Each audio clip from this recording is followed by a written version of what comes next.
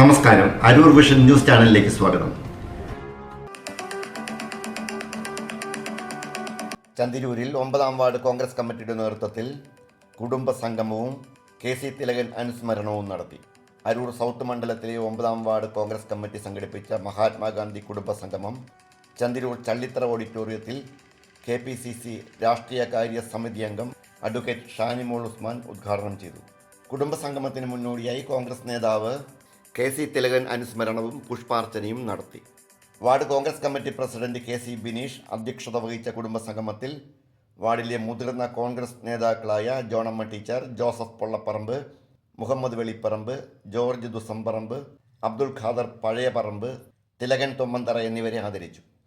കുടുംബസംഗമത്തിൽ ജവഹർലാൽ മഞ്ച് ദേശീയ കമ്മിറ്റി അംഗമായി തെരഞ്ഞെടുക്കപ്പെട്ട ആദം ഡാനിയേലിനെ ആദരിച്ചു. ബൂത്ത് പ്രസിഡന്റ് KP ഇബ്രാഹിം സ്വാഗതവും ward vice president MG Madhu നന്ദിയും പ്രകാശിപ്പിച്ചു. ബ്ലോക്ക് കോൺഗ്രസ് പ്രസിഡന്റ് അസീസ് പായിക്കാട് അനുസ്മരണ പ്രഭാഷണം നടത്തി. കേരള പ്രദേശ് ഗാന്ധി ദർശൻ സമിതി സംസ്ഥാന general secretary advocate S Rajesh മുഖ്യപ്രഭാഷണവും DCC general secretary advocate K Umesan ആദരിക്കൽ ചടങ്ങും നിർവഹിച്ചു.